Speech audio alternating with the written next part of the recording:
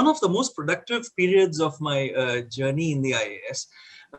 So in the Department of Economic Affairs, I was very lucky to work with the likes of Dr. Raghuram Rajan, who later became the governor of the Reserve Bank of India.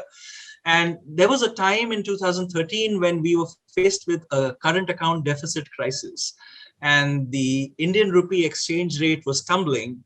And the imperative was for us to find ways to arrest outflows and attract more inflows into the country so that the exchange rate could stabilize.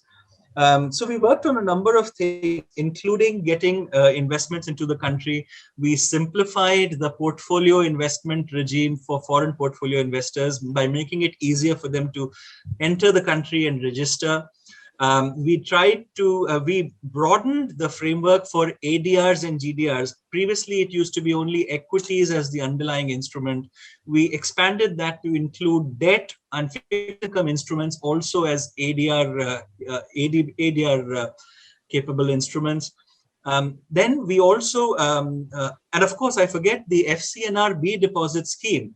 We came up with a very novel idea to attract dollars from not only our non-resident Indians, but also institutional investors. This was a scheme called the FCNRB deposit scheme, which was later announced by the RBI. But it was very much on the drawing board on my desk in the Department of Economic Affairs, by which we attracted $36 billion at the time of the crisis into the country. And that single scheme was responsible for stabilizing the exchange rate, which I thought at that time was the need of the hour, and it's quite an achievement for us. There was a couple of other instruments that were innovative that we introduced.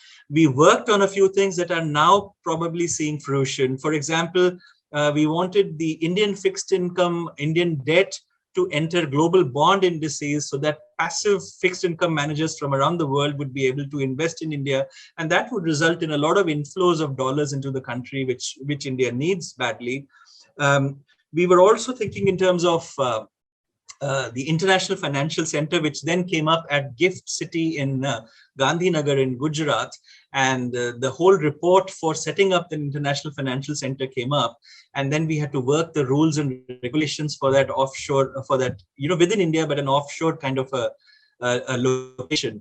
So I think these were all new ideas which are now seeing the light of day and bearing fruition.